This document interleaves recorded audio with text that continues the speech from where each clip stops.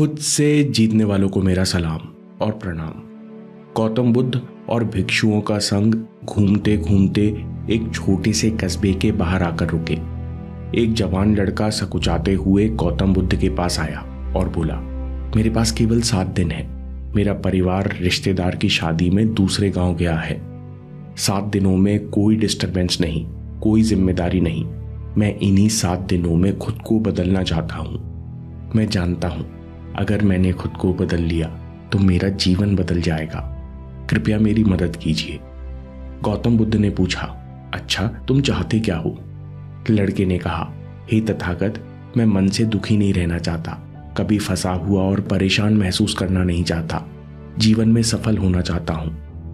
लड़के की बात सुनकर कुछ लोग हंसने लगे। ये लोग इसी कस्बे के रहने वाले थे। उनमें से एक ने धीमी आवाज में कहा, तथागत, आप इस नादान लड़के पर ध्यान मत दीजिए। ये तो आने जाने वाले हर नए व्यक्ति से ऐसी ऊंची बात करता है। उस व्यक्ति ने और धीमे स्वर में कहा, इसे करना धरना कुछ नहीं है। ये पूरे गांव में मक्कारी और सुस्ती के लिए प्रसिद्ध है। गांव वालों की बातें सुनकर लड़का बोला, अब मैं सच में बदलना चाहता हूं। मैं अपने अंदर विश्वास महसूस करना चाहता हूं। साथ में ऐसा जीवन चाहता हूं जहां मुझे सफलता के साथ साथ किसी चीज की कमी ना हो। लड़के की बातें भिक्षुओं के गले के नीचे नहीं उतरी।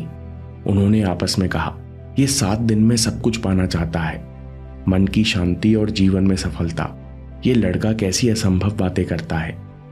तथागत ने सबकी बात सुनी और उस पल लड़के की मन की सच्चाई भी महसूस की। गौतम बुद्ध मुस्कुराए और बोले, तुम्हारे पास 7 दिन है, इतना ही काफी है। उन्होंने कहा, तुम मुझे जल्दी से 7 खाली पत्र दे जाओ, फिर शाम को मिलना। जब शाम को लड़का आया तो तथागत कुछ लिख रहे थे। लिखना खत्म करके तथागत ने उसे 7 पत्र दिए और कहा, हर दिन एक पत्र खोलना। हर पत्र में एक काम लिखा है। हर दिन तुम ईमानदारी से इनमें से एक काम करना, तुम्हारा जीवन बदल जाएगा। तथागत को प्रणाम करके लड़का घर चला आया। पहला पत्र, बेबसी की सुबह। लड़के ने पहला पत्र खोला। उसमें लिखा था कि जल्द सुबह मदिरालय जाओ, वहां का दृश्य देखो और गहराई से सोचो, फिर लौटकर पीछे लिखा पत्र पढ़ो। लड़के ने आश्चर्य किया कि मुझे तथागत सुबह सुबह ऐसी जगह क्यों भेज रहे हैं। लेकिन जब वो सुबह सुबह वहां पहुंचा तो उसने विस्मय से देखा कि यहाँ मदिरालय के बाहर कुछ लोग सड़क पर इधर उधर पड़े हुए हैं। इनका रात का नशा अभी तक नहीं उतरा है।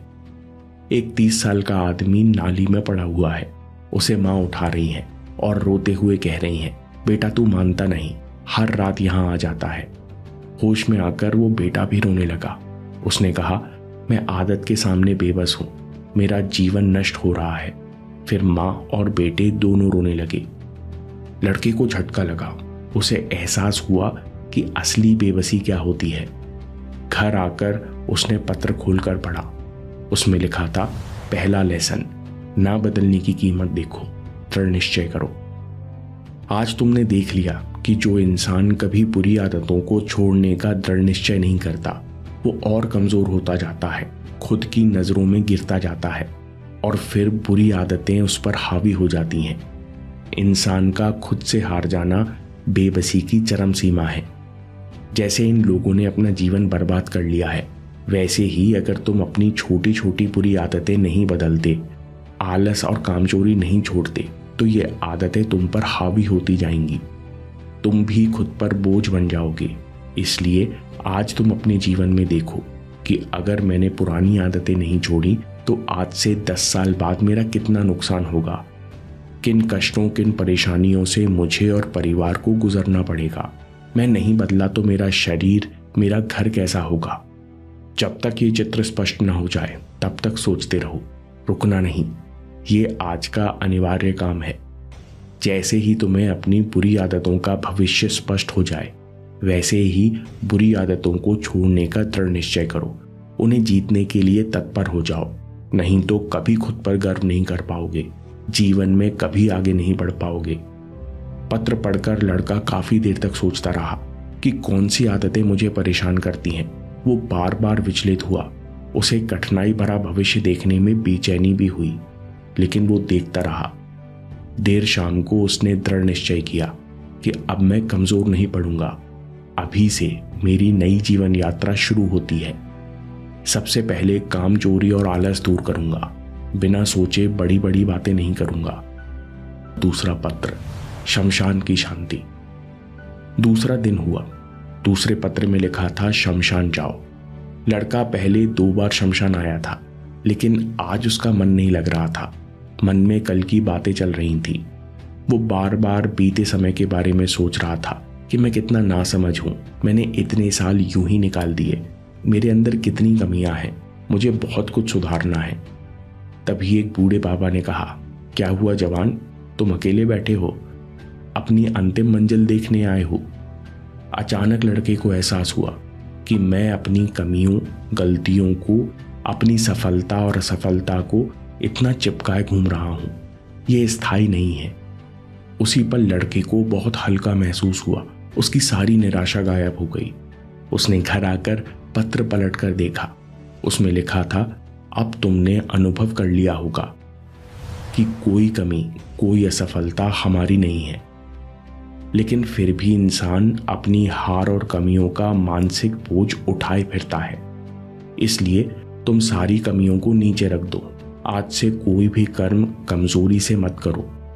ये मत कहो कि मुझे आत्मविश्वास चाहिए, मैं बहुत कमजोर हूं, बल्कि ये कहो कि मुझे खुद पर विश्वास है। मैं जो सोचता हूं उसे शुरू करता हूं और अच्छी तरह पूरा करता हूं। तीसरा पत्र, घोड़े की सवारी। तीसरे दिन के पत्र में लिखा था कि घोड़ी की दौड़ देख कर आओ।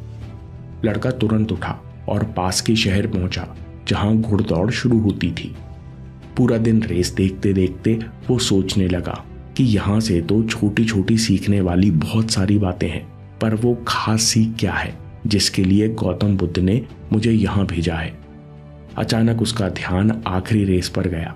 अचानक उसे समझ आया कि वही घुड़सवार जीतते हैं जो अपनी नजर केवल सामने रखते हैं, क्योंकि अगर घुड़सवार थोड़ा सा भी मुड़ते हैं तो तेज भागते हुए घोड़े का संतुलन बिगड़ता है, उसकी चाल बदलती है और गति भी कम हो जाती है। लड़का संतुष्ट होकर घर चला गया। तीसरे पत्र में लिखा था, जो चाहिए केवल उसे देखो, वही बनकर जियो। दोस्त, आज तुमने गहरी बात सीखी है। अधिकतर लोग दुख से बचने के लिए कुछ करना चाहते हैं। उनका कोई स्पष्ट लक्ष्य नहीं होता जो उन्हें प्रेरित कर सके। उनकी नज़र हमेशा कमी और कमजोरी पर बनी रहती है। इसलिए जैसे ही स्थिति थोड़ी बिगड़ती है तो डर, चिंता के कारण उनका ध्यान भटक जाता है। मन का घोड़ा बार बार दिशा भटकने पर धीमा और लाचार हो जाता है। इसलिए पहले ऐसा लक्ष्य बनाओ जो तुम सच में पाना चाहते हो, जो तुम्हें प्रेरणा देता है। फिर ऐसे जियो, ऐसे कर्म करो जैसे वो लक्ष्य पूरा हो गया है। जैसे कि तुम सफल होना चाहते हो तो आज से सफल इंसान की तरह अपने समय का निवेश करना शुरू कर दो। फिर तुम्हें कभी भ्रम नहीं होगा कि सफलता मुझसे दूर है। चौथा पत्र, बाजार का चौराहा। लड़के ने चौथे पत्र की पर्ची खोली जिसमें लिखा था, जब तक कुछ सीख ना जाओ, बाजार के व्यस्ततम चौराहे को कई बार पार करो। लड़का बाजार आया और मुख्य चौराहे पर आकर खड़ा हो गया। उसने देखा काफी व्यस्तता है। हर कोई अपने काम से इधर उधर जा रहा है। सड़क पर ट्रैफिक भरा हुआ है। कोई पैदल चल रहा है, कोई गाड़ी से जा रहा है, कोई आराम से चल रहा है, कोई आदतन तेज भगा रहा है। लड़के ने रास्ता पार किया और दूसरी साइड पहुंचा। उसे कुछ खास सीखने को नहीं मिला। फिर थोड़ी देर बाद उसने दोबारा रास्ता पार किया। ऐसे 5-6 बार रास्ता पार करते करते उसे ट्रैफिक से प्रॉब्लम होना बंद हो गई। वो स्वाभाविक रूप से अपने आप को बचाते हुए आसानी से रास्ता पार करने लगा। उसने पाया कि अब वो ज्यादा अलर्ट है, उसका डर खत्म हो गया है। घर आकर उसने देखा, पत्र की दूसरी तरफ लिखा था, लेसन 4, ध्यान सीखो और मन की ट्रैफिक को बिना उलझे पार करना सीखो। जब तुम आते जाते विचारों को देख सकते हो, उनसे उलझते टकराते नहीं, तब मन तुम्हें विचलित नहीं कर पाता। तुम मन के मालिक बन जाते हो। तुम्हें बुरे विचारों से डर लगना कम हो जाता है, अपने आप सतर्कता भी बढ़ती है। तुम अच्छे बुरे विचारों की चाल समझने लगते हो कि इस प्रकार के विचार मुझे बार बार आते हैं। ध्यान भी यही है, तुम्हें हमेशा मन को दूर से देखना है, नहीं तो मन तुम पर राज करेगा और जो तुम्हारे पास है तुम उसे छोड़कर बाहर ही भटकते रह जाओगे और कभी मन की शांति नहीं पाओगे। 5वां पत्र, मिट्टी का काम। 5वां दिन आया। लड़के ने पत्र खोला। पत्र में लिखा था, कुमार से सीखो। थोड़ी देर बाद लड़का एक कुमार के पास पहुंचा जो कई लोगों को सुराही बनाना सिखा रहा था। लड़के ने देखा कि सब बड़ी मेहनत से सुराही बनाते, फिर कुम्हार सबकी सुराही मिटवाकर दोबारा शुरू करवाता। जितनी बार सुराही मिटती उतनी ही बार कुम्हार पूरे उत्साह से दोबारा सुराही बनाना शुरू करता। बहुत देर देखने के बाद उसने कुम्हार से पूछा कि आपकी सुराही बार बार टूट रही है, आपको फ्रस्ट्रेशन नहीं हुआ? कुम्हार ने बोला, मिट्टी के बर्तन बनाना मेरा लक्ष्य नहीं है, मैं कला निखारने के लिए, बेहतर होने के लिए काम करता हूं।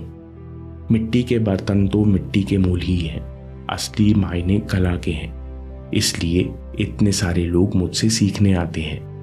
लड़के को आश्चर्य हुआ कि एक साधारण से कुम्हार की इतनी गहरी सोच हो सकती है।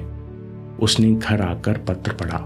उसमें लिखा था, लेसन 5, जो भी करो उसकी कला में निपुण बनो, तुम्हारी कीमत और बुद्धि अपने आप बढ़ेगी। मुझे मिलेगा, मैं तभी काम करूंगा। जो इस भावना से काम करते हैं वो कर्मचारी बनकर रह जाते हैं, उनके पास हमेशा कमी होती है, लेकिन जो हर बार अपना काम बेहतर करना चाहते हैं वही कलाकार बनते हैं। उन्हें फेलियर फ्रस्ट्रेट नहीं करता बल्कि बेहतर बनाता है। ये जीवन का नियम है, जो सतत बेहतर होता है वो लक्ष्य तक जरूर पहुंचता है। इसलिए हमें अपने काम पर ध्यान देना है, अपनी एकाग्रता केवल करने पर रखनी है, पाने पर बिल्कुल नहीं। 6वां पत्र, बांस की बल्ली। 6ठे पत्र में लिखा था, बांस के खेत में जाओ। लड़का खेत पहुंचा। कई सारे बांस के पेड़ों के झुंड लगे हुए थे। बहुत देर तक सोचता रहा कि मैं यहां से क्या सीखने वाला हूं। तभी उसकी नजर कुछ झुकी हुई बांस की शाखाओं पर पड़ी। उसने किसान से पूछा, क्या ये खराब हो गई हैं? किसान ने कहा, बिल्कुल नहीं, जो बांस जितना मजबूत और लंबा होता है उतना ही ज्यादा झुकता है। बांस बहुत लचीला होता है, इसलिए जब तूफान आता है तो बांस के पेड़ को कोई तकलीफ नहीं होती। लड़का बहुत खुश हुआ। घर आकर वो 6वां पत्र पढ़ने लगा। स्वीकार करने से दुख मन की सुंदरता में और संघर्ष शक्ति में बदल जाता है। दुख से दूर मत भागो। जीवन में अचानक से दुख आएगा, कभी धोखा भी होगा, इसलिए उसे स्वीकार करो कि सब कुछ एक सा नहीं रहता। फिर अपनी सांस, विचार और भावनाओं पर ध्यान देकर स्वयं दुख का कारण समझो। इस पल को ना स्वीकारना, इस पल में ना रह पाना दुख है। इसलिए जो भी हो रहा है उसे स्वीकार करो और हल्के बने रहो।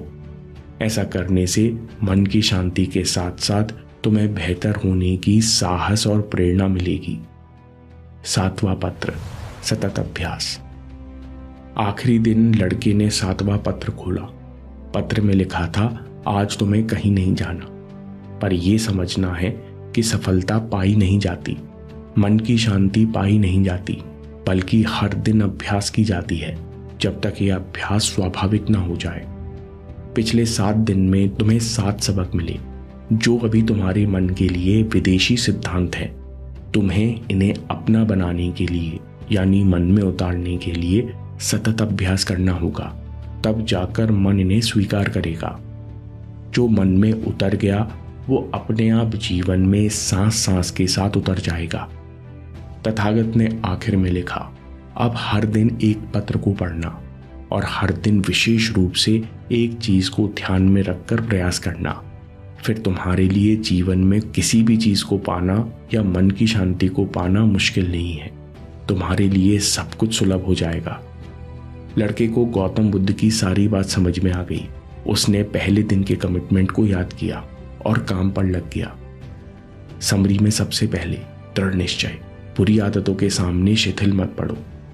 बुरी आदतों का जीवन पर असर समझकर इन्हें दूर करने का दृढ़ निश्चय करो, क्योंकि इंसान का खुद से हार जाना बेबसी की चरम सीमा है। दूसरा लेसन, कमियों और असफलताओं का बोझ नीचे रखो। कोई भी कर्म कमजोरी से मत करो। ये मत कहो मुझे आत्मविश्वास चाहिए, मैं बहुत कमजोर हूं, बल्कि खुद पर विश्वास करो कि मैं जो सोचता हूं उसे शुरू करता हूं और अच्छी तरह पूरा करता हूं। अगली सीख, भविष्य से जियो। जो लक्ष्य चाहिए केवल उसे देखो और वही बनकर जियो। मन का घोड़ा बार बार दिशा भटकने पर बेचैन और धीमा हो जाता है। लक्ष्य को सच मानकर अभी में जीना शुरू करो। अगली सीख, ध्यान सीखो। मन के ट्रैफिक को बिना उलझे पार करो। मन के बालिग बनने से विचारों से डर खत्म हो जाता है और मन की शांति मिलती है। अगली सीख, कला में निपुण बनो, तुम्हारी कीमत अपने आप बढ़ेगी। छठवां लेसन है, स्वीकार करने से दुख मन की सुंदरता में और संघर्ष शक्ति में बदल जाता है। और आखिर में सतत अभ्यास करो। जीवन के इन 6 मनकों को सतत अभ्यास के धागे में पिरो लो और महान जीवन की रचना करो। दोस्तों, कमजोरी हमेशा एक छोटे विचार से शुरू होती है। अगर इस बीज को यही नष्ट ना किया जाए तो छोटा सा विचार भी जल्दी झाड़ बनकर बुद्धि को ढक लेता है। वीडियो में गौतम बुद्ध ने 2 बातों पर जोर दिया है। आप देखिए और सीखिए कि कैसे विचारों को नियंत्रित किया जाता है। अभी देखिए या बात के लिए सेव कर लीजिए, क्योंकि आपके समय से कोई वीडियो, कोई ऐप, कोई न्यूज़ कीमती नहीं है। मैं काम के किस्से लाता रहूंगा।